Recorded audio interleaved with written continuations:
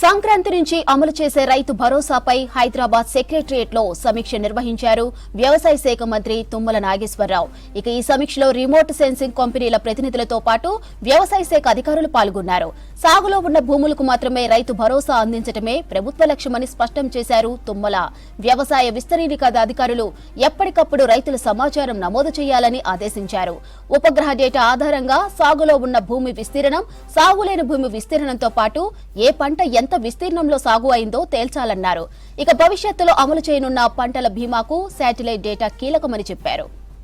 సంక్రాంతి నుంచి అమలు చేసే రైతు భరోసాపై హైదరాబాద్ సెక్రటరియట్ లో సమీక్ష నిర్వహించారు వ్యవసాయ శాఖ మంత్రి తుమ్మల నాగేశ్వరరావు. సమీక్షలో రిమోట్ సెన్సింగ్ కంపెనీల ప్రతినిధులతో పాటు వ్యవసాయ శాఖ అధికారులు పాల్గొన్నారు. సాగులో ఉన్న భూములకు మాత్రమే రైతు భరోసా అందించడమే ప్రభుత్వ లక్ష్యమని స్పష్టం చేశారు తుమ్మల. వ్యవసాయ విస్తరణ అధికారులు ఎప్పటికప్పుడు రైతుల సమాచారం నమోదు చేయాలని ఆదేశించారు. ఉపగ్రహ డేటా ఆధారంగా సాగులో ఉన్న భూమి విస్తీర్ణం, సాగులేని భూమి విస్తీర్ణంతో పాటు ఏ పంట ఎంత విస్తీర్ణంలో సాగైందో తేల్చాలన్నారు. భవిష్యత్తులో అమలు చేయనున్న పంటల బీమాకు శాటిలైట్ డేటా కీలకమని చెప్పారు.